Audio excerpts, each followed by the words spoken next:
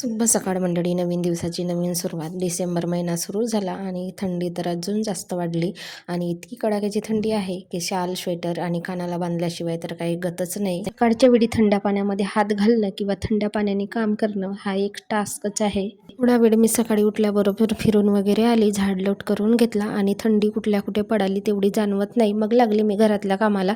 मी माझं सगळं आवरून घेतलं, देवपूजा वगैरे केली आणि नंतर उठवलं मी रुद्रांशला. उठल्या उठल्या त्याला कशीमसी आंघोळ करून दिली, कारण एवढ्या थंडीमध्ये तर मुलांना नको नव्हते. मी रुद्रांश गेला शाळेत. मी मग बाकी कामं असतील ती कामाला लागली आणि रुद्रांश शाळेतून आला. त्याच्यानंतर 2-3 दिवसापासून तो माझ्या मागे लागला होता की फ्रेंच फ्राईज करून दे, फ्रेंच फ्राईज करून दे. मी काही करून नाही दिली. मग फायनली आज करून दिली.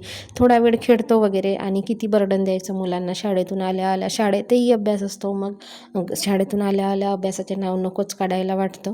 मग थोडा वेळ खेळतात वगैरे आणि संध्याकाळी आम्ही गेलो फिरायला जातो ना, तर इकडे छान असा ग्राउंड आहे. गाई म्हशी शेतीवाडी सगळं दिसते आणि फ्रेश ताजा हवा. सकाळचे 4 वाजले की इतकी कडाक्याची थंडी जाणवायला लागते आणि घरात असलं तर आमच्या घरात तर इतकं गार वाटते थंडीच्या दिवसामध्ये आणि उन्हाळ्यामध्ये सुद्धा इतकं गरम वाटते. काय घरं आहेत स्लॅबची माहिती नाही, मातीचीच घरं परवडली.